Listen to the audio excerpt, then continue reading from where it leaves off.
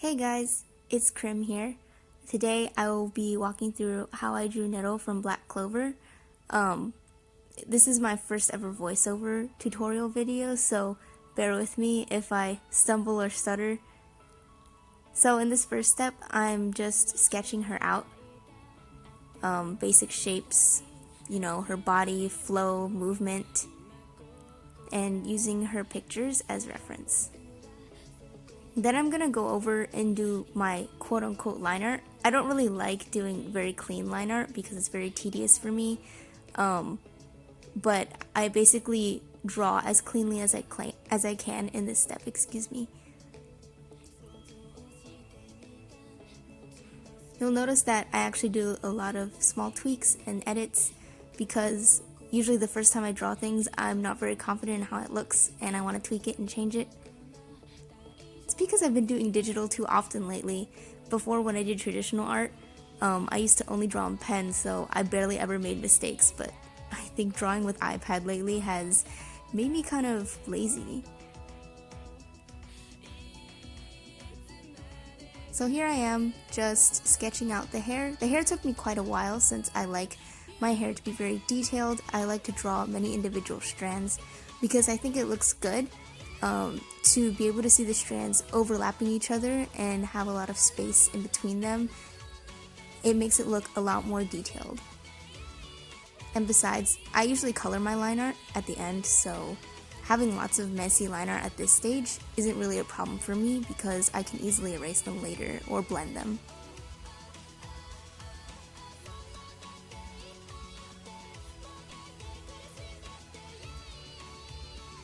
Continuing to do minor tweaks because I'm very imperfect.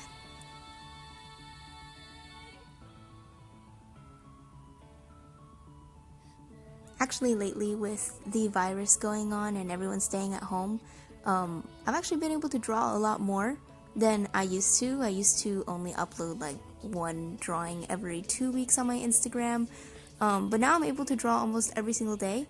Since before, I would have to walk to school and walk to my classes and then come back home after interacting with people, and I hate interacting with people, so it would make me so tired that when I got home, all I just wanted to do was plop down and not even think and not draw either, so I got really rusty in my 4 years of college, so I wouldn't say that I'm glad that the virus happened, but I am glad that I have more time to dedicate to the hobby that I've always loved. So here I'm doing final tweaks on the line art, fixing up the shape of her head because it looked dumb to me, and kind of tweaking things. Adding more dark spots. I really think that adding dark spots in the line art, in like dark areas, kind of accentuates the contrast more, makes the shadows look nicer. Anywho, at this point, I am starting the coloring process. I didn't used to do this, but I've actually kind of fallen in love with it, where I first color the rough outline of the entire character first, and then all of my successive color layers are just clipping layers on top of this layer. It does make it a little bit difficult to shade based on each layer though. Especially because I like using multiply clipping layers to shade my characters. Yeah, but at this point, all of my colors are being laid on as clipping layers.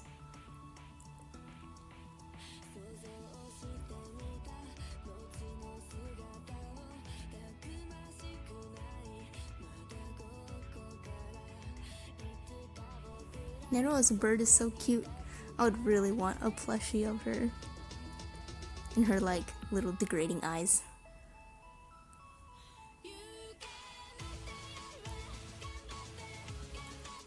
So now I'm starting the shading. The shading is another clipping layer on top of the base layer that is set to multiply. I usually like doing at least 3 or 4 layers of shading for hair since I really like the hair to look kind of glassy and dynamic with lots of different colors in it. Usually for darker shades, I'll go between like a purple and a blue, or I'll use like purple for my deepest shade and then blue for like my second lightest shade. and I'll kind of layer them right next to each other so that the contrast between them kind of makes it look nice.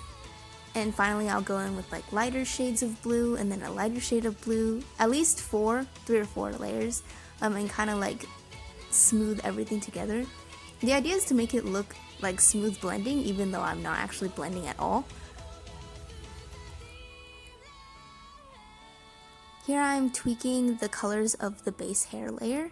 I like making my base hair layer also have a gradient on it, and for that I use an airbrush. And I'm repeating the same process I did for the hair, for the skin.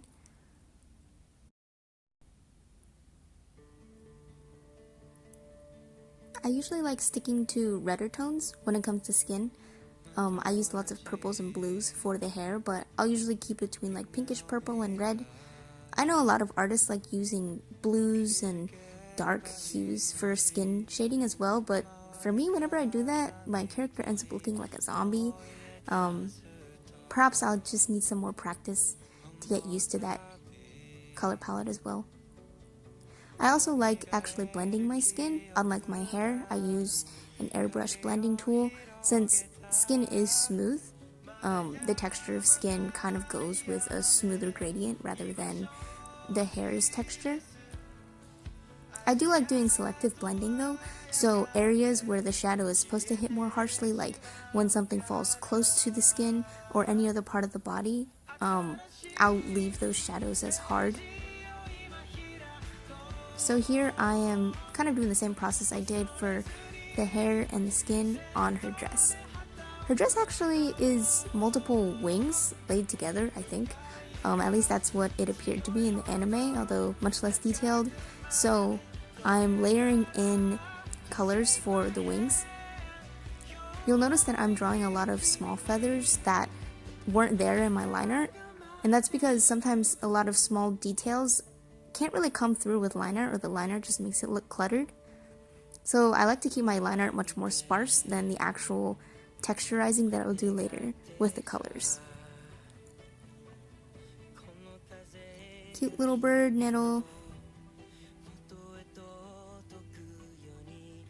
Again, using a few layers of shadings, kind of going between blues and purples for this one.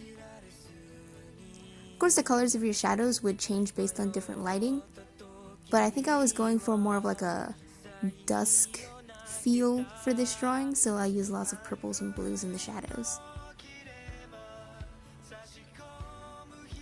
So here I'm coloring the eyes with like probably the millionth style change for eyes that I've had. I color my eyes differently every single time I draw a picture, I swear. I get a lot of inspiration for eyes based on other amazing Instagram artists or artists out there. Some of them have very beautiful styles for eyes, so sometimes I just kind of steal from them. I don't want to say steal, but I borrow their ideas. Finally, the last step is setting the line art layer to multiply and then actually coloring it in. So I'll color the line art that is actually brighter, a bright color that's kind of similar to the color it's touching. So for skin, I'll color the edges of the line art with like a light pink or a darker red if it's in shadow.